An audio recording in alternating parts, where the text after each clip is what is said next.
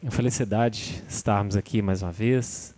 Já fizemos um estudo numa ocasião de uma semana espírita e é um momento muito bonito, né? A vibração muito equilibrada e o talento dos trabalhadores da casa organizou um tema maravilhoso. Realmente uma semana assim de comemoração nos nossos corações. 70 anos do livro Paulo Estevão, né? Então, a gente estava preparando o estudo e nos demos conta desse número, 70 anos. Se você colocar 70 anos numa pessoa, é uma idade venerável, maravilhosa. Imagina um livro ficar 70 anos no consciente coletivo da sociedade. Quando a gente se dá conta de que Paulo Estevão tem 70 anos de lançamento, é quase inconcebível para nós como que uma obra possa ficar 7 décadas tão presente nas nossas mentes, nos nossos corações. É um dos livros que Chico Xavier escreveu que talvez mais tenha marcado o povo brasileiro, né? Porque é um livro muito conhecido. Se André Luiz nos deixou nosso lar como legado que veio como um bandeirante abrir o caminho do Espiritismo, Chico Xavier deixou obras como Paulo Estevão e há 2000 anos, da parte de Emmanuel, que vieram também fazer esse trabalho de evangelização do coração dos brasileiros. Então, nós precisamos pensar, aproveitar essa semana e pensarmos que obras merecem permanecer 70 anos na lembrança, sendo estudadas, dissecadas e seguidas, né? Então, assim, vai muito além da nossa capacidade. Se Emmanuel, na introdução do livro,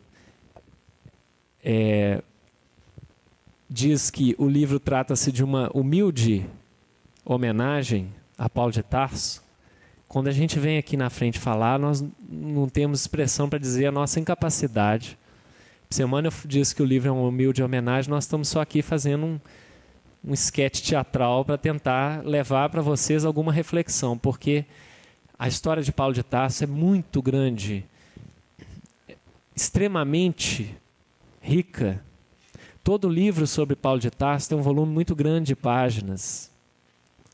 Eu tenho um dicionário bíblico lá em casa, onde eu contei o termo Paulo, tem mais páginas do que Cristo. Porque Paulo viveu mais tempo e fez um volume de obras que, em registro, dá um volume maior do que Jesus. Então, assim, nós vamos tentar aqui fazer uma reflexão para acrescentar essa semana maravilhosa, de temas muito interessantes, muito belos, e que a gente tem muita felicidade de poder cooperar de alguma maneira. Vocês vão me ver manusear anotações aqui, eu peço licença, é uma forma de organizar os pensamentos. A gente não tem o talento da fluência de muitos expositores que chegam e falam do começo ao fim, né? Quem sabe depois de algumas reencarnações a gente consegue, se Deus continuar permitindo, né? Então, Paulo Estevão é uma obra rica em muitos aspectos. Tirássemos o aspecto religioso, do ponto de vista da literatura, é um livro impecável. A escrita de Emmanuel já foi estudado pelos literários, né? Existe uma tese, pelo menos uma dissertação de mestrado na UFMG sobre a obra há 2000 anos, que eu tomei conhecimento pessoalmente, que analisa o estilo literário de Emmanuel do ponto de vista da literatura, da teoria da literatura. Ele tem um estilo de escrita romano e é impecável. Emmanuel escreve de maneira soberba, assim, riquíssima, sem erros e ao mesmo tempo econômica. Não existe uma frase desperdiçada. Então, literariamente falando, é um livro enorme, maravilhoso. Emmanuel faz revelações em Paulo Estevão. Ele revela que Paulo foi acompanhado por Abigail e Estevão em espírito durante a sua missão. Nós não encontramos esse registro em Atos dos Apóstolos e nem nas cartas de Paulo. além de outras revelações. Emmanuel dá detalhes sobre Gamaliel, que nós vamos narrar aqui hoje, que também não existe nas Escrituras. E uma série de outros detalhes sobre Lucas, os companheiros, Tito, João Marcos, que nós somos introduzidos na época num verdadeiro documentário. Muito aspecto de comoção, dificilmente alguém que lê Paulo Estevão não vai às lágrimas, né? E um panorama do cristianismo naquela época, as viagens, as lutas, as amizades maravilhosas, o processo da conversão, que vai ter um estudo especificamente sobre a conversão. É quase impossível falar da conversão, porque nós não temos condição de entender como é que pode, né? Um personagem que é Estevão, que é Saulo, se transformar em Paulo, no ato, às portas de Damasco. É muito difícil. E por isso que é cativante, né? E, por fim, o cristianismo na sua forma original.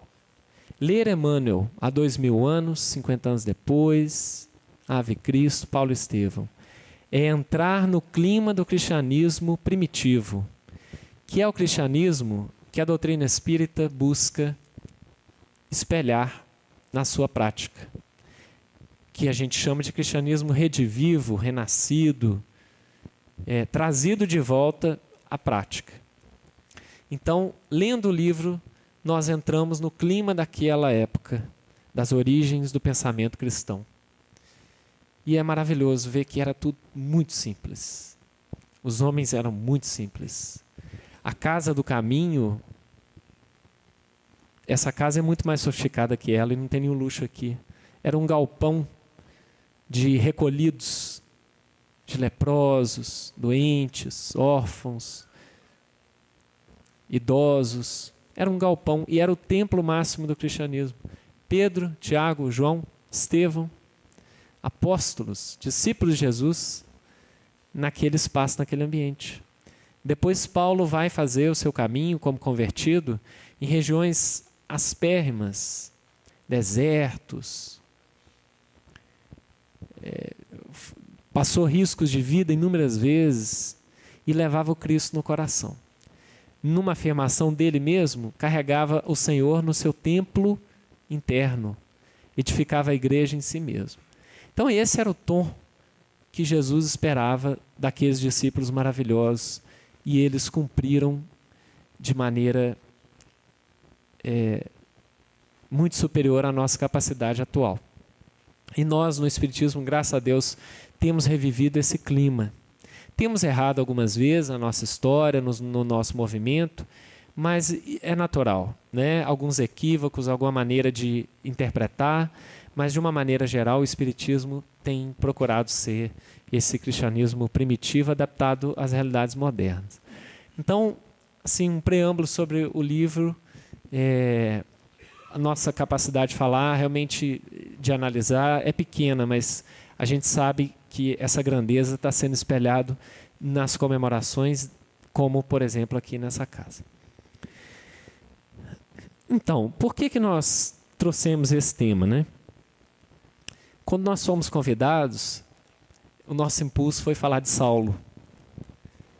Primeiro porque eu não ia tentar falar de Paulo de Tarso, né? Não sou bobo, deixei Paulo para os outros. Vai falar de conversão, eu vou chorar aqui e não vou conseguir fazer palestra nenhuma. Vamos falar de Saulo. Mas é verdade, porque a gente fala muito de Paulo, mas e Saulo? Tem valores, tem o que interpretar, tem o que trazer para nós? E nós descobrimos na nossa pesquisa que tem demais. Saulo tem uma proximidade muito grande também conosco.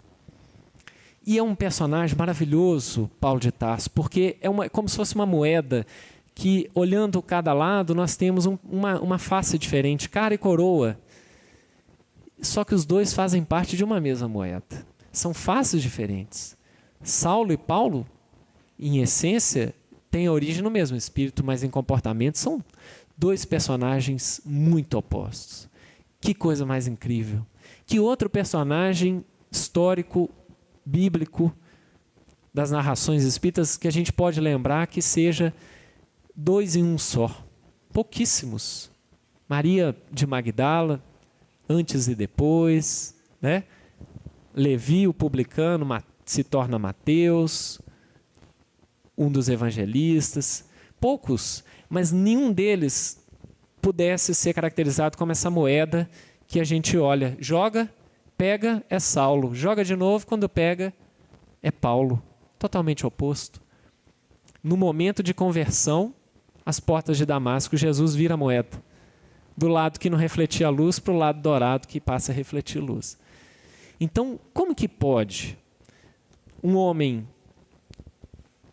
de postura rigorosa, orgulhoso, rígido, violento, que tinha as causas dele, que nós vamos tentar colocar, se transformar num homem humilde, dócil, maleável, conciliador, pacífico e irmão? Falamos de Saulo e falamos de Paulo, são os adjetivos de cada um. E a transformação é imediata. A partir do momento em que ele termina de ver o Cristo, ele já é outro homem. Nas palavras de Emmanuel, mais ou menos, Emmanuel diz assim: Saulo chama um dos seus servos com a voz extremamente humilde. Foi assim, ó, um estalo. Incrível, incrível. Então, assim, falando pessoalmente, mas não é novidade nenhuma, sou apaixonado pelo personagem Paulo e Saulo de Tarso. Quem de nós não é, né? E temos muito ainda que descobrir nessa duplicidade. Como pode? E a nossa própria duplicidade. Mas quem foi Saulo de Tarso? Né? O livro dá alguns detalhes das origens dele, mas Emmanuel faz a análise psicológica. Mas tem alguns aspectos históricos que é interessante a gente colocar, né? Para a gente saber melhor do que nós estamos tratando. Saulo nasceu por volta de 5 depois de Cristo. Mais ou menos 3 a 5 anos mais novo do que Jesus, apenas. Em Tarso, uma cidade que era a principal cidade da Cilícia, uma província romana da época, onde hoje é ali o sul da Turquia. Então Saulo é um turco, vamos dizer assim, né? Fisionomia de costumes de turco, aquela região lá do Oriente Médio. Saulo de Tarso é o costume da época, fulano do lugar tal. Então, Maria de Magdala, Simão Cirineu, Saulo de Tarso. Falava Jesus de Nazaré, falava o nome da pessoa e a origem, ou o nome e filho de quem, né? Então era um costume da época com a população bem menor. Hoje, se for falar, né, Christian de Belo Horizonte, ok, tudo bem, mas 3 milhões de pessoas são de Belo Horizonte. Você tem que mudar a sua denominação. Mas então Saulo de Tarso por causa disso, dessa cidade. Esses são detalhes interessantes que a gente vai aprendendo ao longo dos anos. Muita gente fala e não para localizar que o sobrenome muitas vezes não é um sobrenome, é uma cidade. Do mesmo jeito que a gente tenta ensinar para a mocidade, para a evangelização, que Jesus Cristo, Jesus de Nazaré, são coisas diferentes, né? E que Nazaré é de onde ele veio, mas ele nasceu em Belém. Mas né, Jesus nasceu em Belém e ele é de Nazaré e foi crucificado em Jerusalém. Então essas coisas têm que ser colocadas. Tarso era a cidade mais importante da Cilícia e foi muito influenciada pela língua e cultura grega. Isso influenciou muito o nosso personagem, Saulo de Tarso. As escolas de Tarso, as escolas filosóficas eram tão poderosas que elas rivalizavam diretamente com Atenas e Alexandria. Vocês pensam bem que poder intelectual que a cidade tinha. Naquela época, a biblioteca pública da cidade continha 200 mil títulos, na época que Saulo nasceu, incluindo uma coleção de trabalhos científicos. Eu acompanhei hoje uma notícia no rádio dizendo que muitas escolas do Brasil ainda não têm a própria biblioteca. Nós estamos mais de 2.000 anos depois.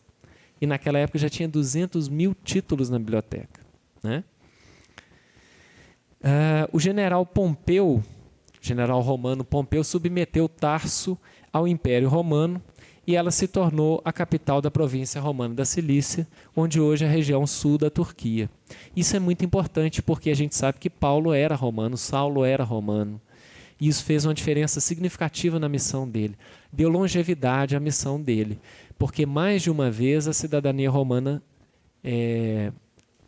o salvou de ser executado, né? E no momento final, quando um dos seus perseguidores, o governador, se eu não me engano, da região de Cesareia, acha um modo de o condenar, ele fala, opa, se eu vou ser condenado agora, eu quero ser julgado perante César, porque eu sou romano e eu tenho esse direito. Foi não um medo da morte, mas foi uma forma dele de prolongar a missão e ainda ir a Roma, que era o plano original de Paulo. Então, por mais de uma vez e pela última vez, em última instância, a cidadania romana que Saulo adquiriu em Tarso salvou a missão de Paulo. Nós não sabemos ao certo como a família de Saulo foi parar em Tarso, porque ele era judeu. E Tarso era uma cidade romana, da Cilícia, como é que pode, né? Uma hipótese é que os familiares dele haviam sido levados pelos romanos de Giscala, uma cidade da Galileia, para Tarso. Os romanos chegam, tomam conta da região e determinam para onde que vai cada família. Coisa comum do Império. Uma outra hipótese é da imigração voluntária. O povo judeu é um povo muito migratório, né? Movimenta-se muito pelas regiões do mundo. Então pode ser que por motivos comerciais a família de Saulo, antes dele nascer, obviamente, se mudou para Tarso e lá eles tiveram um menino, Saulo. Apesar dele ter recebido uma educação subordinada à fé hebraica, né, e de ter um pai fariseu, que ele afirma aqui em Atos dos Apóstolos 23:6, ele fala o seguinte: homens irmãos, eu sou fariseu, filho de fariseu. Então ele era realmente judeu, filho de fariseu. Apesar disso, ele era então esse cidadão romano de cultura grega, com uma personalidade de Tarso, ainda um acréscimo filosófico, intelectual dessa cidade tão rica intelectualmente que era Tarso. Não se sabe, os historiadores ignoram, ainda não conseguiram descobrir como que Saulo pode ter adquirido essa cidadania romana. Não foi pelo simples fato dele estar dentro de uma província romana, não. Provavelmente por serviços que ele prestou ao Estado, provavelmente com a sua cultura, ele conseguiu realizar trabalhos para o Estado, ou por aquisição de título. Com dinheiro você adquire um título, né? Hoje a gente só adquire título de clube, né? Não tem mais negócio de título, ou título de bolsa de valores. Mas na época você adquiria um título de cidadania, através do seu poder aquisitivo. E Saulo ele demonstra nas cartas, né, já como Paulo, ter relações familiares muito importantes. Por mais de uma vez ele diz que iria visitar alguém que fazia parte importante da sua sociedade de Jerusalém, enviava abraços para uma irmã que estava casado com alguém importante relacionado à governadoria. Então ele tinha também uma influência social importante que o ajudou. O ajudou, obviamente, quando era Saulo, que ele era uma pessoa muito respaldada na sociedade, mas o ajudou também como Paulo em alguns momentos de escape, de fuga e de proteção. E o povo judeu tinha um costume que nós devíamos ter, como brasileiros, sabe? Que era encaminhar os seus filhos para terem uma profissão. Nossos meninos estão ficando cada dia mais ociosos, porque, de uma maneira geral, nós temos educado os filhos para estudarem. E eles demoram a entrar em contato com uma profissão, né? Com um ato ali especializado, por mais simples que seja. Mas nessa época tinha muito valor ensinar, e fazia parte da tradição hebraica, os pais escolherem qual que é o ofício que o filho vai aprender. E Saulo aprendeu o ofício de tecelão, era uma das opções. Ele se especializou em fazer tendas das que se usavam em viagens no deserto. Adivinha se isso não ajudou? Quando ele se tornou Paulo, que ele deixou de ter o salário do sinédrio, que era um salário para executar a tarefa, a profissão ali de religioso, defensor das leis do povo, das leis mosaicas que o povo seguia. Quando ele deixou de receber esse salário como convertido, ele precisou de dinheiro. E o dinheiro veio do ofício de tecelão, né? Foi Gamaliel quem o lembrou quando ele chegou para procurar Gamaliel no deserto, sem dinheiro, sem recurso. Gamaliel falou: provavelmente seu pai te ensinou um ofício. Isso faz parte da tradição do nosso povo. Ensinou. Qual que é? Tecelão. Pois bem, então vai na casa do meu irmão. Meu irmão vende tendas, pede um emprego para ele e vai construir tendas. E ele foi feliz da vida por poder exercer uma profissão simples, voltar às suas origens, esquecer a pompa. Quantas vezes nós já não tivemos vontade de sermos simples? Quantas vezes na nossa vida a gente às vezes sente aquela necessidade assim: poxa, se eu pudesse desfazer disso tudo, carreira, profissão, título, né? Nos nossos momentos de conversão temporária, que é meio temporário, né? Depois a gente volta e fala: não, mas eu preciso manter isso, manter aquilo, que vai fazer meus filhos, minha mulher. Mas naqueles momentos temporários de iluminação a gente pensa: que bom se pudesse, se eu fosse simples de novo, né? Quem sabe um dia. Do jeito que as coisas andam, pobreza vai passar a ser um privilégio, né? Porque o nosso país está ficando rico. Então, humildade, simplicidade, né? É um caminho muito bonito. E Paulo abraçou essa causa de humildade com muito amor, com muita empolgação por voltar, por atuar como um cristão verdadeiro, porque Jesus foi um exemplo. Jesus não tinha um travesseiro onde encostar a cabeça, né? A gente às vezes se esquece disso. Bom, a gente vai falando. Se vocês quiserem fazer alguma colocação, alguma pergunta, vocês ficam à vontade, né? A participação é livre e a gente vai ficar muito feliz. É só levantar a mão que a gente dá a palavra. Paulo teve um preceptor, um guia, um orientador, um mentor, um dos mais sábios e notáveis rabinos daquele tempo, o grande Gamaliel, conhecido também como Gamaliel o Ancião, que ele já era bastante idoso, por isso mesmo muito respeitado, ou Rabino Gamaliel I. Gamaliel era filho de Simeão ben Hilel, e ele era neto do grande rabino judeu Hilel o Ancião, um dos maiores rabinos judeus de todos os tempos. Por que Paulo teve, né, Saulo teve Gamaliel como seu mentor? Porque os seus pais, querendo o melhor para ele, o enviaram, ainda novo. É um costume também determinado por Moisés, né? O filho tinha que ser mandado para Jerusalém para ser educado lá. Olha, eu não tenho idade suficiente para falar que eu sou velho ainda. Principalmente em espírito eu não me sinto velho. Mas na década de 70, a década em que eu nasci, eu ainda respirei um pouquinho o clima de algumas escolas religiosas que o Brasil tinha. Os mais experientes aqui vão confirmar isso para mim, que as melhores escolas do Brasil eram as escolas católicas ou protestantes evangélicas, né? E onde tinha uma escola religiosa, recebia-se alunos do Brasil todo, porque elas eram as melhores. Década de 70. Na década de 80, a gente assistiu à desestruturação dessas escolas como referência maior. Elas ainda são referência, até em Belo Horizonte a gente tem escolas muito interessantes, muito boas, mas assim, não são mais o sonho dos pais, né? Mas até a década de 70, a gente tinha um espelho para a gente tentar entender o que era isso. O sonho de todo pai é mandar o filho para um seminário, para uma escola, não para ser padre ou ser pastor, mas para estudar numa estrutura rigorosa, de alta educação e de muito conhecimento. Então eu venho ali da região da Zona da Mata, que tinha uma cidade chamada Presidente Soares, que hoje chama Alto Jequitibá, que tinha uma escola lá, uma escola protestante, que eu me lembro, menino, de ver assim gente comemorando porque o filho entrou lá e frequentou lá. Era esse, mais ou menos, muito maior, né, o clima dos pais de Saulo quando puderam enviá-lo para Jerusalém. a capital religiosa do povo judeu, né? Seria equivalente hoje, né, a gente enviar um filho para Harvard, porque hoje a gente já não acha que as escolas do Brasil estão atendendo 100%.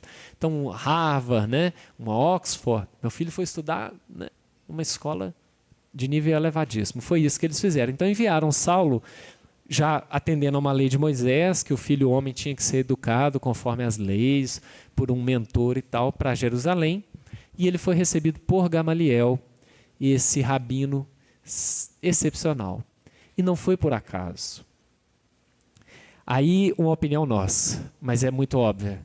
Gamaliel foi uma colocação de Jesus no caminho de Saulo de Tarso. Porque Gamaliel era o menos fariseu dos rabinos. E ele veio a se converter ao cristianismo depois. Então, o Cristo antes provavelmente examinou a condição espiritual de Gamaliel.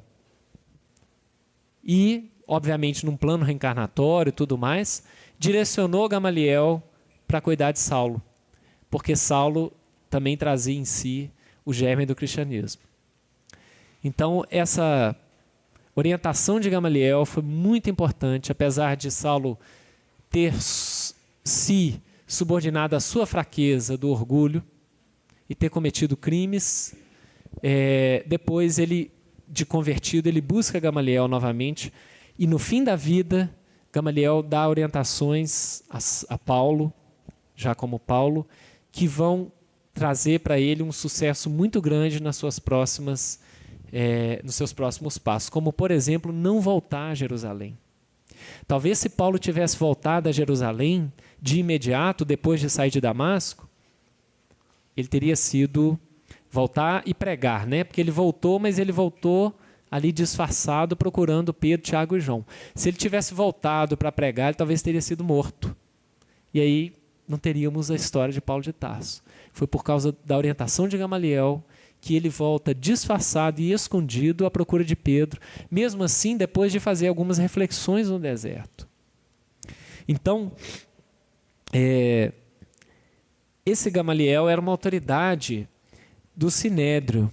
O Sinédrio era ali a organização dos anciãos religiosos do povo judeu que cuidavam de manter a lei de Moisés, né? Então eles ficavam observando o comportamento do povo, os pensamentos, as ideias que circulavam. Por isso mesmo que eles condenaram Jesus, que Jesus foi tido como um elemento ideológico extremamente perigoso para a continuidade da lei de Moisés. Então esse Sinédrio, Gamaliel era um dos mais respeitados do Sinédrio, tinha um cargo importante, executava esse cargo há muitas décadas e encontrava-se no fim de carreira. E ele aspirava a ser substituído por Saulo. Então Saulo era um jovem extremamente promissor e já tinha ali uma sucessão garantida.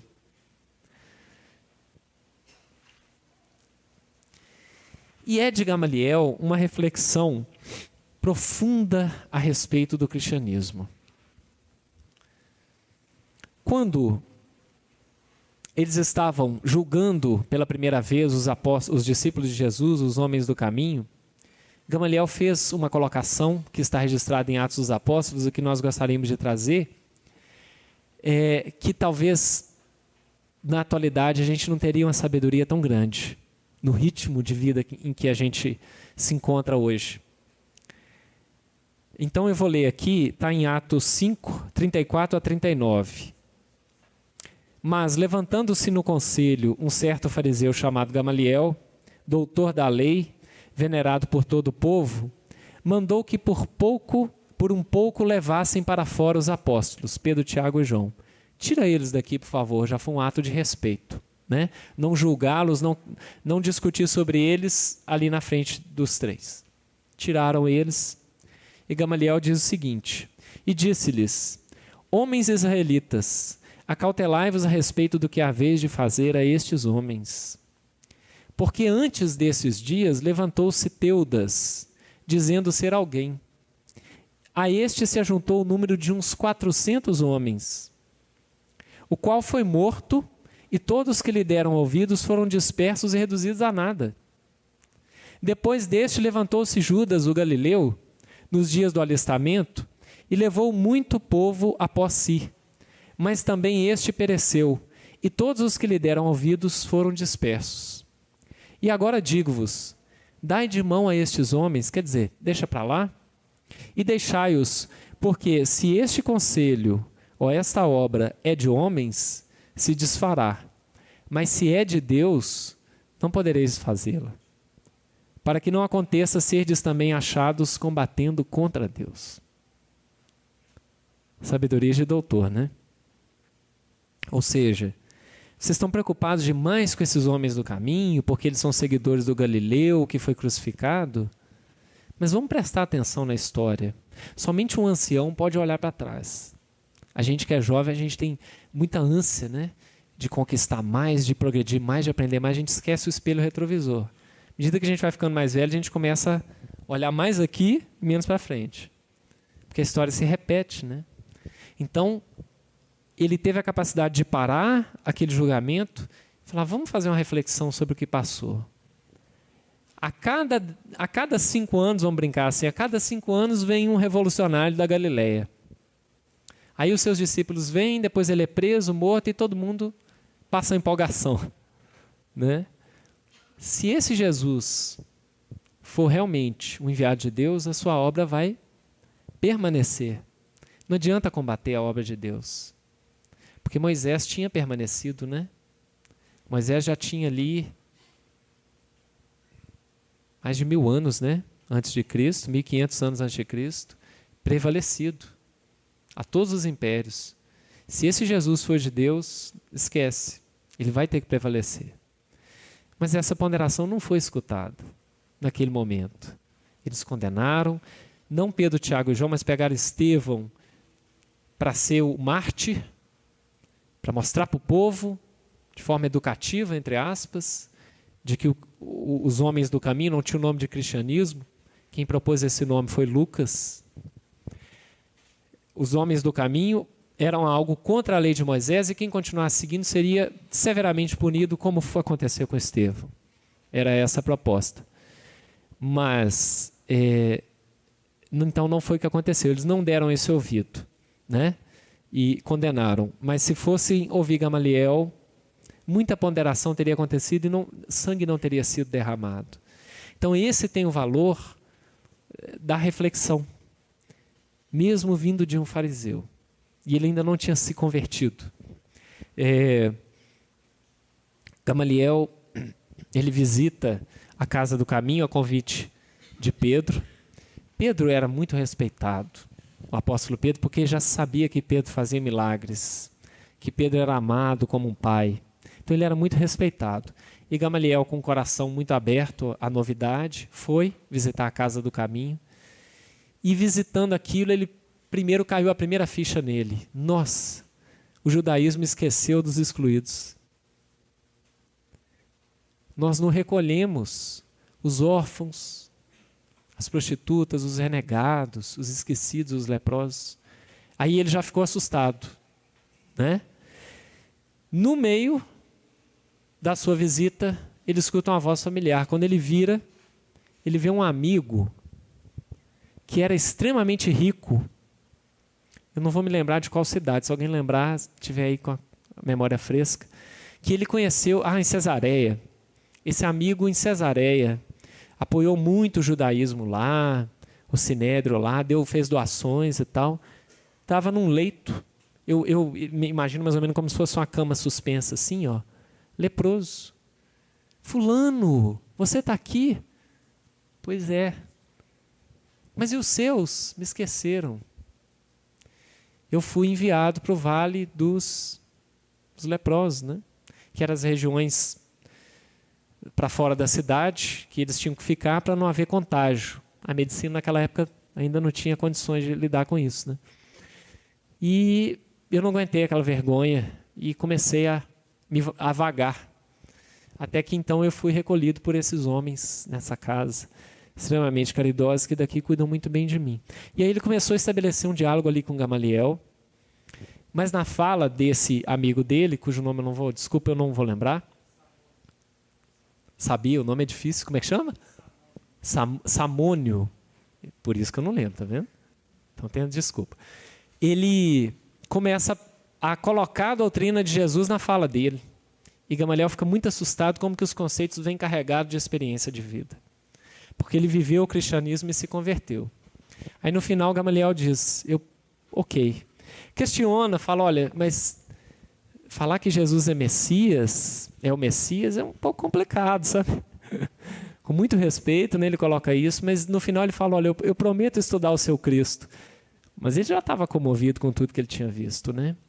Aí Pedro dá um pergaminho copiado do original de Mateus. O evangelho, o primeiro evangelho. E ele dá que Pedro copiou e dá para Gamaliel de presente. Acabou. Né? Plantou a semente e ali Gamaliel em casa começou a estudar. Estudando ele começou a copiar para poder aprender. Fez 3 cópias do evangelho, Ricardo. 3 cópias do evangelho. E a gente tem dificuldade de ler livro espírita. Paulo de Tarso, quantas 300 e tantas páginas. Está louco, eu vou ler um livro de 300 páginas. Não, vou para o Facebook. O moço copiou 3 vezes o evangelho. E naquela época, gente, era copiado à mão, naqueles caracteres esquisitos lá, em pergaminho, aquele negócio enrolava de volta. Imagina que doideira que não era, né? Molhava a caneta na tinta, a tinta acabava, tinha que buscar mais. Ele fez 3 cópias e decorou o evangelho. Decorou o evangelho e se converteu. E aí já procurou Saulo e falou, Saulo, eu vou pedir desligamento do Sinédrio daqui a alguns dias. Eu quero que você ocupe o meu lugar. Eu andei refletindo muito sobre a doutrina daqueles homens e aí eu acho que temos que pensar melhor sobre esse Cristo. Aí Saulo falou, enlouqueceu. Enlouqueceu, coitado, a idade bateu. Que isso, você está ficando maluco e tal? Não, Saulo. Você pode até assustar, mas o Cristo é o Messias. E eu vou para o deserto terminar meus últimos dias fazendo as minhas reflexões. Que é outra metáfora que nós espíritas precisamos aprender. Nós vivemos hoje um ritmo muito atormentado. Eu sou vítima, tanto quanto vocês, de horário. Cada vez tem que produzir mais. Chegar cedo, sair tarde, né? Quem cuida da família, muita preocupação com os filhos. As escolas andam fazendo dever para os pais. Eu costumo brincar, né? Não é possível, esse dever não é para você não, meu filho, é para eu fazer, porque a quantidade de coisas que tem aqui nem eu vou dar conta. Então nós somos envolvidos numa roda, né? Numa engrenagem, que não dá tempo para a gente encontrar o nosso deserto. Nosso próprio deserto de reflexões. E às vezes a gente vê companheiro do movimento lendo obras como Paulo esteve em um mês e meio. Olha, você já leu? Que beleza, hein? Queria ler depressa, sim. Você gostou? Gostei. Achei muito bom e tal. Lê de novo. Né? Não, agora eu vou ler não sei mais o quê. Vai embora, lê rapidinho. Não, nada contra a leitura rápida. Mas encontrar o deserto íntimo da reflexão. Ler um capítulo, fechar e pensar nele. É aí que começa a planta a nascer dentro de nós. Né? Quanto menor o livro, mais profunda tem que ser a reflexão. Eu vou tentar hoje ainda ler uma mensagem, Emmanuel, para vocês, que eu parei numa frase e fiquei ali pensando uns 3 dias naquilo dali. Né? Quanto menor a obra, mais complicado. Então, assim, essa metáfora de ir para o deserto, nós precisamos aprender. No meio de um Belo Horizonte cada vez maior, num trânsito cada vez mais movimentado, botar como é que é, Ricardo, que você faz? O MP3 de palestra no carro, que é a dica que o Ricardo me deu.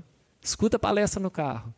Mas, enfim, encontrar aquele momento nosso em que nada vai penetrar o nosso pensamento, a não ser a reflexão em torno de Jesus, de Kardec, da nossa reforma íntima. E esses momentos que nós passamos juntos, nas casas espíritas, são um momento desse exercício coletivo. Aqui, a nossa mente está auxiliando, né, reciprocamente a fazer esse isolamento. Nós temos que aprender a fazer isso na nossa vida comum. Só para abrir um parênteses em torno do que Gamaliel acrescenta para nós. Né?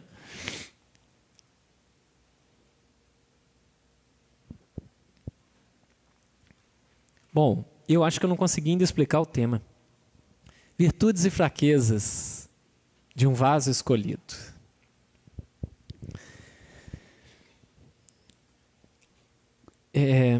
Como é que a gente sabe que Saulo de Tarso tem muitas virtudes? Quando ele se revela como Paulo. Vocês vão me dar licença para eu colocar uma experiência pessoal. Primeira vez que eu li Paulo de Tarso, Paulo Estevão, eu tomei antipatia de Saulo. Eu não conseguia conviver com o personagem mais. Falei, gente, não é possível que Emmanuel vai continuar conduzindo a história desse moço, eu não aguento mais. Ele vai matar alguém aqui e eu vou matar ele. Isso é a literatura de Emmanuel, né? Ele mexe com o coração da gente. Eu quase que eu larguei o livro, não, eu vou ler daqui uns tempos, eu não vou dar conta de conviver com esse moço, não. Até que ele foi para Damasco. E eu fui junto. Quando aconteceu a conversão, eu larguei o livro. Eu estava na praia, passeando. Eu larguei o livro assim e falei assim, não dou conta, não acredito. Que Emmanuel vai me fazer gostar, já me fez gostar dele. Ele convertido, eu falei assim, olha, esse moço é legal, né? Eu falei assim, eu não acredito, não estou acreditando, que aquele personagem que eu estava prestes a botar no calabouço, já está me conquistando no primeiro encontro com Ananias. É demais, gente. Aí eu, desde aquela época, né? Tem anos, tem quase 10 anos talvez, eu fiquei com essa pulga atrás da orelha. Como que pode Paulo ter sido Saulo? Ou Saulo se transformar em Paulo? Como que pode? Que pozinho que Jesus colocou ali, que o negócio ficou tão bom, como é que eu quero fazer isso comigo? Né? Eu quero fazer isso comigo. Mas Jesus não vai aparecer assim. Sabe? Então, assim, o ponto central da nossa reflexão de hoje é essa. Saulo tinha virtudes, porque Paulo se revela. Quando Paulo se revela o melhor de Saulo de Tarso. Porque é o mesmo homem, de um instante para outro, se transforma. Então, são virtudes e fraquezas guardadas dentro de Saulo, o vaso escolhido. Aí a gente parou para pensar, o que é virtude? Será que a gente não está entendendo a origem da virtude? Porque se nós mexermos ali na história de Saulo até o momento da conversão, é difícil encontrar a virtude clara da bondade, da humildade, do amor. É difícil, você não acha. Então nós vamos buscar o que é virtude e começamos a tentar decifrar um pouco esse enigma. Aí nós fomos lá em Kardec, né? Primeira estação que o espírita tem que parar nos seus estudos, geralmente é Kardec, né? Livros Espíritos, Evangelho segundo o Espiritismo, além do próprio Evangelho. No capítulo 17, Sede Perfeitos, item 8, os Espíritos nos informam a respeito da virtude. Eles dizem assim, a virtude no mais alto grau é o conjunto de todas as qualidades essenciais que constituem um homem de bem. Infelizmente, quase sempre as acompanham pequenas enfermidades morais que as desorganizam, ofuscam e atenuam. Olha, primeira fonte de pesquisa nós conseguimos encontrar uma primeira explicação. A virtude geralmente é acompanhada de pequenas enfermidades morais que desorganizam ela e atenuam a virtude. Não é virtuoso aquele que faz ostentação da sua virtude, pois que lhe falta a principal, a modéstia, e tem o vício que mais se lhe opõe, o orgulho. O vício que mais se opõe à virtude é o orgulho. Nosso querido personagem padecia desse vício. Saulo de Tarso era um judeu orgulhoso. Não tolerava alguém contrariar suas próprias ideias, nem Gamaliel. Gamaliel falava, Saulo, maneira e tal, ele segurava por respeito, mas ia lá e fazia o contrário. Então, nós começamos a entender que Saulo tinha essa característica de todos nós. Todos nós somos virtuosos. mas nos acompanham sempre pequenas. Pequenas aqui foi um eufemismo para quebrar nosso galho, né? Pequenas enfermidades morais. O indivíduo fica 5 reencarnações tentando ser humilde. Mas são os espíritos superiores falando, né? Nos acompanham essas enfermidades morais que ofuscam a nossa virtude. É o que aconteceu com Saulo. E ele padecia da maior antítese ao amor, que era o orgulho. De modo semelhante, o Livro dos Espíritos, no capítulo 12, questão 893, diz assim: toda virtude tem seu mérito próprio, porque todas indicam progresso na senda do bem. Há virtudes sempre que há resistência voluntária ao arrastamento dos maus pendores. Virtuoso não é o homem santo. O homem santo é aquele que exercitou a virtude tantas vezes que se purificou. O virtuoso é aquele que resiste aos maus pendores. Como diz Emmanuel em uma das suas mensagens, não vou me lembrar a referência, sobre a tentação, ele diz que é uma notícia difícil, né? Mas nós estamos fadados a ser tentados a vida inteira. Né? Passado um momento de tentação, vem outro. E a tentação vai nos acompanhar por toda a vida. Agora, virtuoso será aquele que resistir à tentação. Por isso que Jesus colocou essa afirmação na prece, né, dominical: não nos deixei cair em tentação. Porque a tentação é o maior problema, é o maior mal. Mas livra-nos do mal que vem com a tentação. A sublimada da virtude, porém, a sublimidade da virtude, porém, está no sacrifício do interesse pessoal, pelo bem do próximo, sem pensamento oculto. A mais meritória é a que assenta na mais desinteressada caridade. Então, se a gente pudesse desenhar aqui um gráfico que vai do homem menos virtuoso ao homem mais virtuoso, nós iríamos ver o aumento da caridade sem interesse próprio, a caridade desinteressada. No extremo do orgulho, zero caridade, zero interesse coletivo, 100, em grau, né? Número 100, interesse em si mesmo. É o egoísmo, amor a si mesmo, né? Preocupação excessiva consigo mesmo. Na outra extremidade do máximo de caridade, zero interesse pessoal. O máximo de altruísmo. Isso não é novidade, né? O que nós vamos ver em Saulo de Tarso é que ele está na região de cá. Ele era uma pessoa jovem, cheia de ideais, interessado em defender a lei de Moisés, mas defender os seus próprios interesses, que era a sua posição no Sinédrio. Normal. Aí a gente começa a justificar, não querendo advogar a favor, mas a justificar que ele estava nas suas atribuições normais. Saulo foi enviado a Jerusalém para seguir carreira como representante das leis de Moisés. Esse processo era feito ocupando-se um cargo. Normal ele aspirar o cargo. Gamaliel fala para ele: Saulo, eu quero que você ocupe o meu cargo, venha me substituir. Então desenhou na consciência daquele moço todo um plano de vida egoísta. Isso faz dele um homem que não conseguia exercitar a caridade desinteressada, ao contrário de Estevão, que convertido aprendeu que a felicidade consiste em dar-se para o próximo. Algo que para nós, em maioria, ainda é bastante difícil.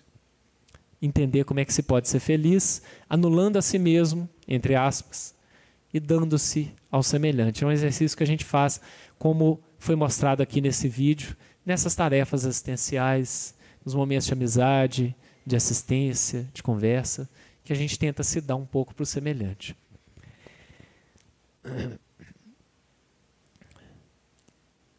Bom, aí vem a mensagem de Emmanuel, e nós dissemos que é pequena e é profunda.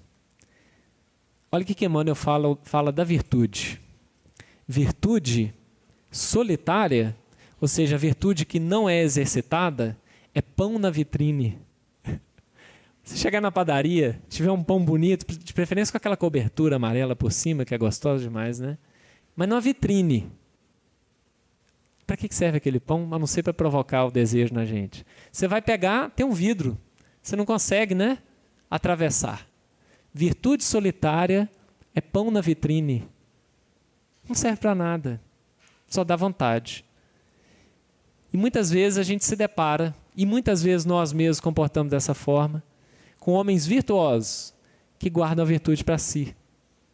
Pessoas, né? Homens e mulheres, pessoas virtuosas que são um manancial de conhecimento, de potencial, mas que não. Eu fico na minha e não gosto muito de assistencialismo, né? Respeito a opinião, não gosto muito de dar opinião.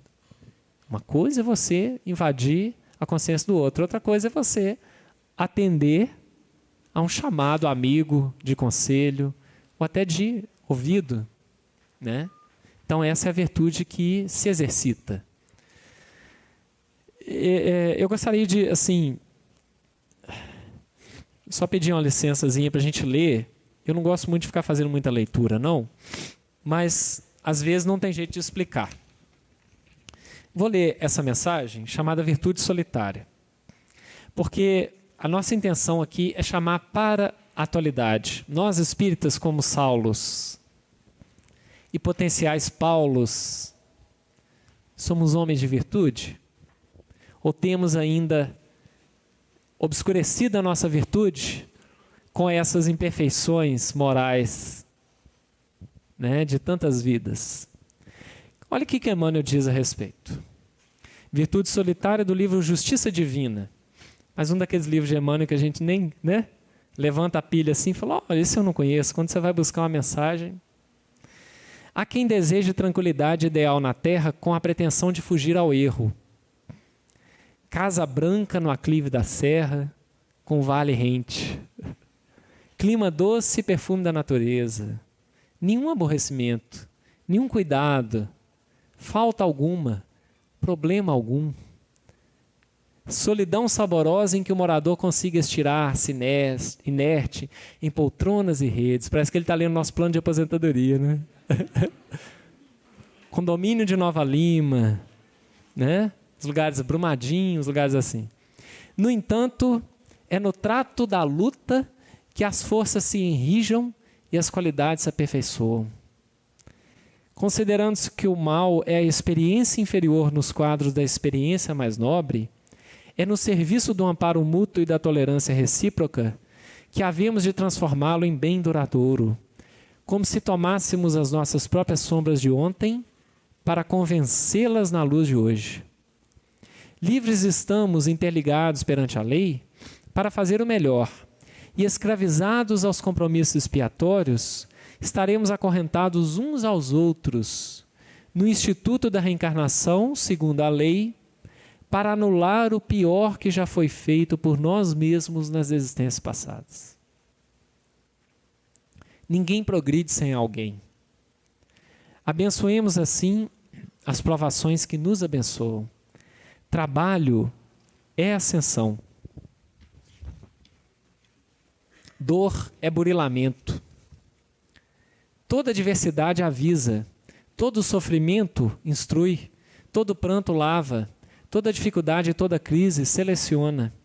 Virtude solitária é pão na vitrine. Competência no palanque é usura da alma.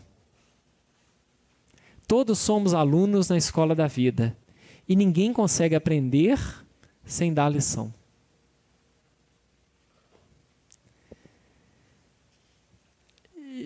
Eu costumo ouvir, às vezes, não sei se ultimamente a gente tem ouvido muito, mas houve uma época que se falava que espírita gosta de sofrer, né? Nunca vi igual aos espíritas, vai gostar de um sofrimento assim lá longe. Não é esse o entendimento. Espírita tenta tirar proveito do sofrimento. Porque a gente é muito bom para falar de sofrimento enquanto nós estamos aqui tranquilos. A hora que o problema vem, aí vem o sinédrio, vem o farisaísmo, vem aquela revolta, o chicote e tal. Aí a gente pensa, meu Deus do céu, esqueci a palestra toda, esqueci o livro todo. Deixa eu voltar a fita aqui. Sofrimento é benefício. Aí nós começamos a tentar exercitar.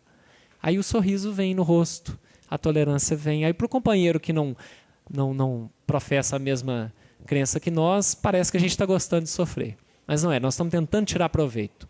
Então, Emmanuel, ao tentar falar da virtude, ele coloca muito bem essa dicotomia, essa convivência desses dois lados. As imperfeições morais atrapalhando o desenvolvimento da virtude. E o caminho da virtude é o caminho do sofrimento.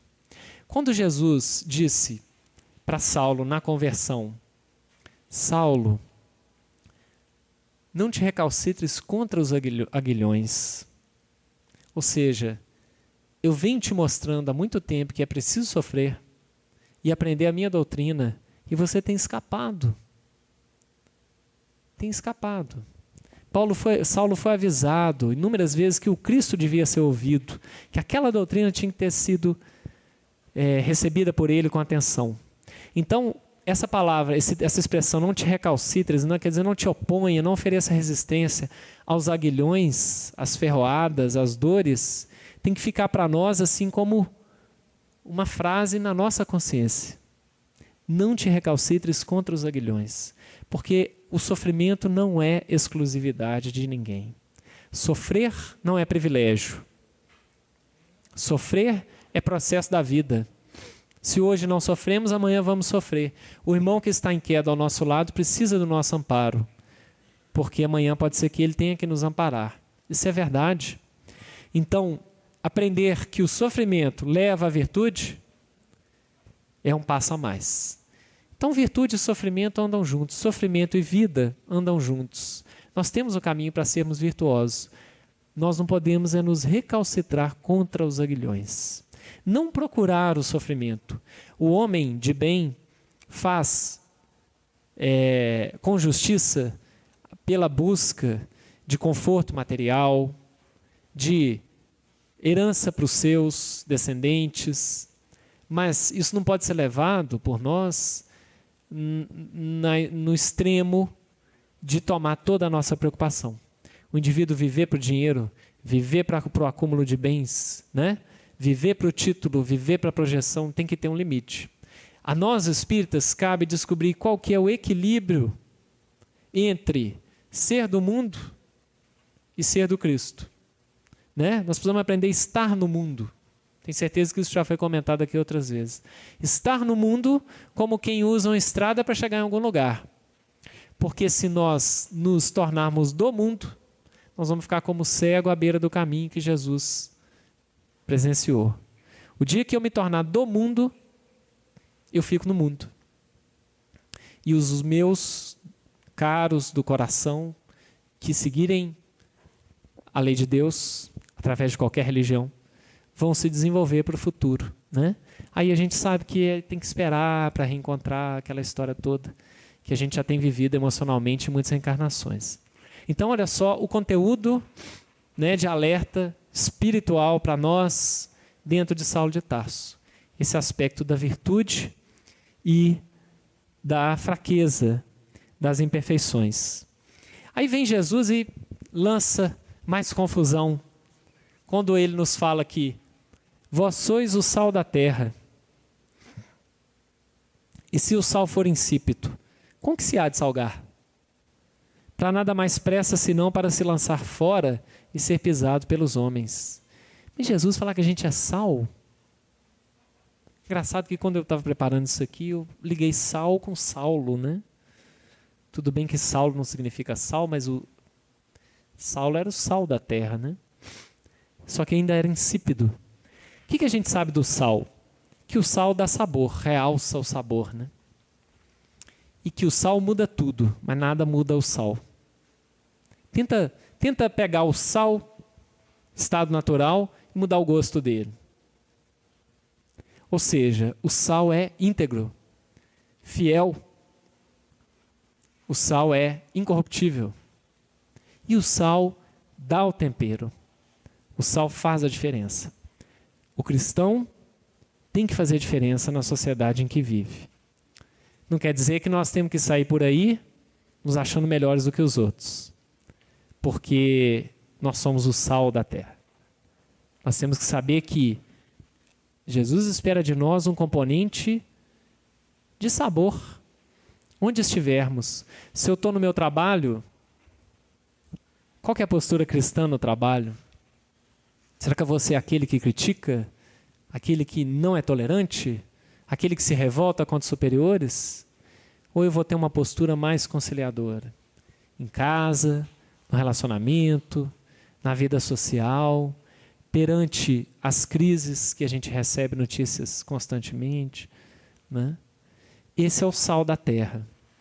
Depois o Cristo vem e no próximo versículo fala, aí Jesus estava querendo demais, vós sois a luz do mundo.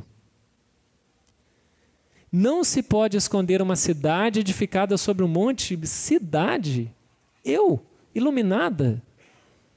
Nem se acende a candeia, uma espécie de uma lamparina, né? E se coloca debaixo do alqueire. O alqueire era um tipo de um balaio, né? Que se usava para medir quantidade de alimento. Então, quer dizer, Jesus diz assim, se vocês são luz, vocês estão fazendo o seguinte, vocês estão se acendendo e colocando uma coisa em cima para cobrir a luz. Brilha a vossa luz. Mas no velador, que é aquela prateleirazinha onde se colocava as luminárias na época que não tinha luz, mas no velador e dá a luz a todos que estão na casa. Isso é bonito demais. Luz do mundo, como é que nós podemos ter luz? Saulo demonstrou que quando ele se converte, ele demonstrou que ele tinha luz, só que a luz estava obscurecida. Quando Jesus chega no deserto, eu acho que eu estou entrando demais no tema do Luiz Sérgio, depois você vai, mas ele vai fundo, eu tenho certeza. Quando Saulo chegou em Damasco e é convertido, era deserto, meio-dia, e a luz de Jesus era mais forte que a luz do sol. Tão forte que cegou os olhos de Saulo, como todos nós já sabemos. Vós sois a luz do mundo. Quando essa luz for totalmente revelada, vocês vão ficar igual a mim. Porque lá no Monte Tabor, Jesus, vou usar uma gíria aqui, né? Jesus deu uma palhinha, né? Olha só, um pouquinho do que eu sou capaz. Se transfigurou. Pedro, Tiago e João, coitados, quase desencarnaram naquele momento, porque foi um medo que nunca tinham visto aquela coisa, né? O homem ficou como um conto de fadas, luminoso, púrpura. Foi só uma palhinha. Saulo precisava de uma demonstração, né? 100% de carga. Então ele chega no deserto completamente iluminado. Saulo cai do cavalo, fica de joelhos, mostrando que ele é a luz do mundo, porque o próprio Cristo fala, se não me engano, no Evangelho de João, que ele é a luz do mundo. Mas mostrando também que aquela luz está dentro de nós. Professor Carlos Torres Pastorino, famosíssimo pelo seu best-seller, Minutos de Sabedoria. Quem nunca leu Minutos de Sabedoria, né? Quem já leu sabe que ele era espírita? Isso é uma novidade. Professor Pastorino escreveu uma série de obras. Os católicos fizeram a divulgação que é exemplar para nós, né? Nós precisamos aprender com eles. Do Minuto de Sabedoria. Editora Voz. Sensacional. Está em todas as casas. Porém, existe uma obra chamada Sabedoria do Evangelho, do mesmo professor Carlos Torres Pastorino. Uma série de 10 volumes? 8 volumes, que não é mais editado, mas que foi divulgado no meio espírita através do formato digital, arquivo PDF, onde ele analisa versículo por versículo traduzido do grego por ele mesmo. Isso não é para nós, né? Traduzir do grego e comentar e tal.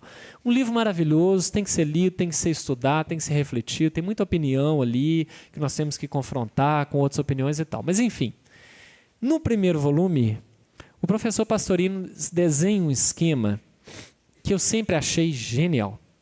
Uma analogia muito simples para nós entendermos o que é a luz do mundo.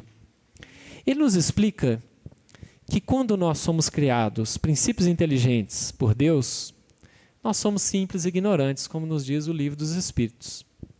Nós passamos alguns milhões de anos como princípios inteligentes. Ou seja, uma inteligência que ainda está em desenvolvimento inicial. Passamos pelo reino mineral, vegetal, animal.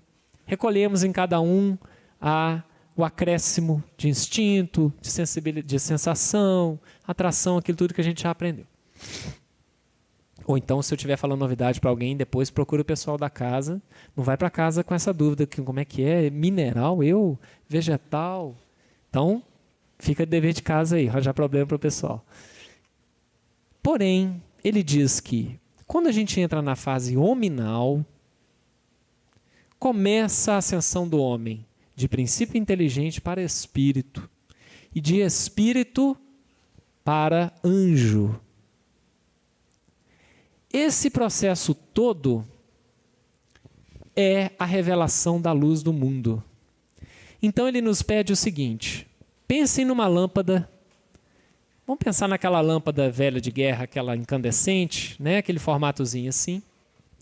Essa lâmpada toda pintada de preto, mas com uma tinta que não deixa passar nenhum fóton de luz, para falar bonito, nenhuma réstia de luz. Atarracha a lâmpada no bocal e liga o interruptor, numa sala escura. Não vai ter luz nenhuma. Vamos pensar numa tinta perfeita. Esses somos nós, essa lâmpada preta, somos nós criados por Deus, simples e ignorantes. Inclusive ignorantes da nossa própria condição de luzes, iluminados, anjos. À medida que o Espírito vai vivendo, o princípio inteligente, o Espírito vai vivendo a sua evolução, os milhares e milhões de anos, a própria vida se ocupa de descascar a tinta, de começar a limpar. E aí algumas luzes, alguns raios de luz vão saindo.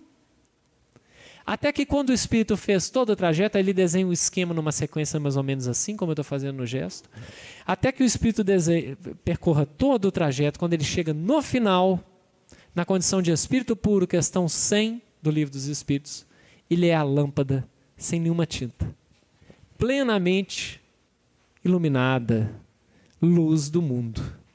Então, quando Jesus vira para nós e fala que nós somos a luz do mundo, ele não está olhando para a lâmpada com muita tinta ainda, só uns descascadinhos, né? Ele está olhando para a luz que está lá dentro, que só ele vê. Quando Estevão estava sendo julgado em praça pública, naquele momento do apedrejamento, que ele começa a ser apedrejado, ele vê o Cristo, né? Já desprendendo do corpo, perispírito sai do corpo e ele começa a ter a visão espiritual natural de todos nós. Ele vê o Cristo e fica numa felicidade imensa, que ele sente que ele realmente está tendo o seu momento de testemunho. Quando ele olha para o olhar de Jesus, Jesus olha para Saulo com um amor, com uma simpatia, que faz Estevão perdoar Saulo intimamente, imediatamente. Ele olha, Jesus escolheu Saulo. Saulo é escolhido do Cristo? Não tem nada contra ti. Isso era o coração do primeiro macho do cristianismo. Quem somos nós, né? Talvez se a gente vê Jesus, a gente é capaz de perdoar todos os inimigos ao mesmo tempo. Mas enfim. Jesus, quando olha para Saulo, e Estevão percebe a cena, eu estou falando a cena através da visão de Estevão, quem que Jesus vê? A luz do mundo. Ele não vê a lâmpada totalmente coberta de preto. Isso é o que Jesus vê em nós. E é isso que nós espíritas precisamos começar a ver em nós mesmos, se não começamos ainda, né? Mas nós temos as nossas recaídas, os nossos altos e baixos. Nós temos virtudes. Nós somos homens de bem. Nós somos capazes de muita coisa. O que tem em nós ainda é um espírito vacilante. Ah, mas eu errei tanto, eu não vou dar esse passo. Ah, mas eu sou tão imperfeito, eu não vou fazer esse ato de caridade. Nós precisamos descobrir a humildade de praticar o bem. A caridade não se ensoberbece, né? A caridade não suspeita mal, não faz conta de si mesmo. O próprio Paulo de Tarso nos ensinou. Então, nós precisamos descobrir essa toada humilde, não como alguém que seja superior por estar fazendo bem, mas como alguém que seja natural por ser espírito, luz, cristão, seguidor de Jesus. O dia que nós descobrimos a maneira de virar essa chave dentro de nós, vai dar um estalinho. Aparentemente nada muda, mas com o passar do tempo nós vamos sendo mais e mais capazes de atos de perdão, de misericórdia, de assistência verdadeira, não apenas uma assistência mecânica que às vezes a gente ainda executa, né? De reerguimento do nosso semelhante.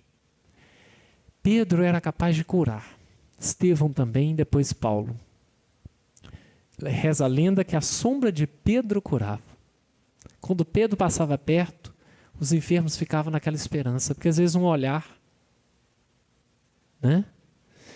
Quando Estevão restituiu a visão a um cego, Estevão se emocionou profundamente, né? Era o Cristo que curava através dele.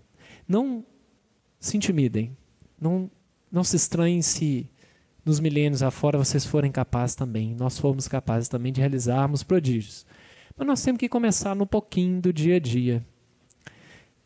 E esses momentos de reflexão são momentos que plantam a semente dentro de nós. É o que a gente espera deixar aqui. Deixa só a gente ler aqui também um outro ponto muito importante, que é o encontro de Ananias, né? Jesus falando para Ananias procurar Paulo, que também coloca esse aspecto de quem era Saulo e o que ele tinha. Então narra-nos Lucas, nos Atos dos Apóstolos: e havia em Damasco um certo discípulo chamado Ananias. E disse-lhe o Senhor em visão: Ananias? E ele respondeu: eis-me aqui, Senhor. E disse-lhe o Senhor: levanta-te e vai à rua chamada direita e pergunta em casa de Judas por um homem de Tarso chamado Saulo, pois que ele está orando. Saulo estava orando. E numa visão, ele, Saulo, aí é uma visão, foca em Saulo, e numa visão ele, Saulo, viu que entrava um homem chamado Ananias e punha sobre ele a mão para que tornasse a ver. Jesus era incrível, né? Jesus falou para Ananias e ao mesmo tempo fez Saulo enxergar Ananias chegando lá através de uma visão durante a oração. E respondeu Ananias, é divertido: Senhor, há muitos ouvi acerca deste homem, quantos males tem feito a teus santos em Jerusalém? E aqui tem poder dos principais dos sacerdotes para prender a todos os que invocam o teu nome, tipo Jesus. Senhor, o Senhor está me mandando encontrar com Saulo, o Senhor tem noção de quem que é esse Saulo? Por favor, né? Eu não quero dar meu testemunho agora, ainda não estou preparado. Aí Jesus responde: disse-lhe, porém, o Senhor: vai, porque este é para mim um vaso escolhido, para levar o meu nome diante dos gentios e dos reis e dos filhos de Israel. Então, Ananias percebe que Saulo fazia parte, então, do grupo de cristãos e que ele podia ir em paz. E aí o encontro dele é maravilhoso, acho que depois vai ser narrado aqui, o encontro dele com Saulo. Mas, enfim, aquele homem imperfeito já não era mais imperfeito. Já não era mais violento, não perseguia mais. E o próprio Cristo deu notícias de que tinha feito o serviço, de adiantar a limpeza da lâmpada com a luz do deserto. Jesus limpa o que faltava.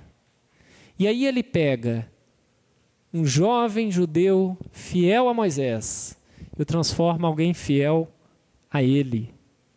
Um jovem talentoso que trazia as escrituras de cor, o faz decorar os pergaminhos de Mateus, dados a ele de presente por Gamaliel. Um jovem capaz de morrer pelo povo judeu se tornaria capaz de morrer pelo Cristo, como morreu. Saulo tinha pretensões de exercer um cargo no Sinédrio substituindo o venerável Rabino Gamaliel. Ele foi exercer o papel do apóstolo dos gentios, o apóstolo dos esquecidos. O povo considerado pelos judeus, né, todo aquele que não era hebraico, judeu, era considerado um povo não escolhido, portanto, um povo que tinha que se ver com Deus. Paulo foi atrás deles. Jesus pega a violência e transforma em força. O orgulho e transforma em persistência. A paixão transforma em amor. E aí, constrói ali nas portas de Damasco, onde hoje, infelizmente, é um campo de guerra, na Síria. Todos os dias temos notícias de bombardeios e mortes. Mas fica o símbolo de Damasco em nós. As portas de Damasco, Jesus faz um trabalho que nós temos obrigação de fazer conosco, que o Espiritismo chama de reforma íntima. Foi a reforma íntima delivery, porque Jesus entregou na hora, né? Um espírito novo. Tem que ser agora. Vou aproveitar esse menino, porque ele mostrou que ele tem talento. Ele só está direcionando o foco para o lugar errado. Brincando assim, foi essa conversão. Então, assim, era esse o recado que a gente queria trazer. A gente fica muito feliz de poder falar isso, né? Em uma casa espírita. Quando a gente fala nos dizeres de Emmanuel, a gente aprende, né? Impossível aprender sem ensinar. E a gente espera que vocês tenham uma semana, continuem tendo uma semana muito feliz. Então, muito parabéns. E que Paulo Estevão faça mais 70 anos nos nossos corações. Muito obrigado.